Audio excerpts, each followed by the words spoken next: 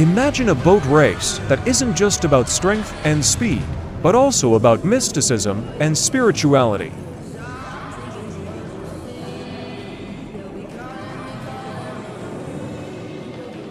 That's Pacu Jalur, Indonesia's centuries-old tradition, where every rower believes they carry not only their energy, but also the team's aura. In the middle of this tradition, a figure emerged, the boat kid, a boy chosen not for strength, but for his unique aura.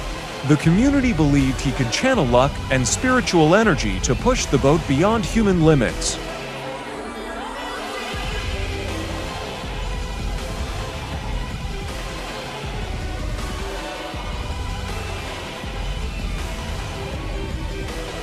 In every race, the boy didn't touch the paddles.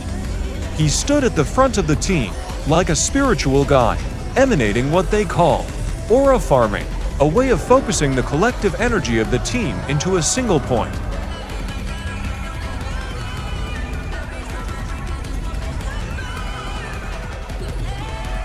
And, unbelievably, whenever he was there, the boats won. That turned the boat kid into a living legend, respected even more than the champions who rowed with their own hands.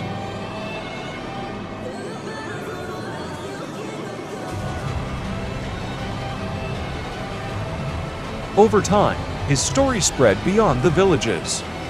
Fans traveled just to see the Aura Boy, and rivals began to fear not the rower's strength, but the invisible energy he projected.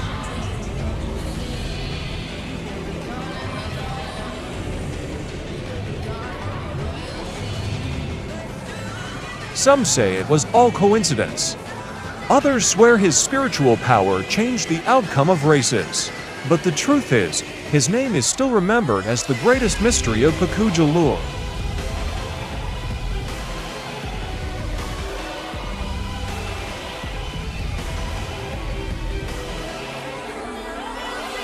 And here comes the bombshell. Once, when the boat kid couldn't join, his team lost by the biggest margin ever recorded. For many, that was the ultimate proof that his aura truly made the difference.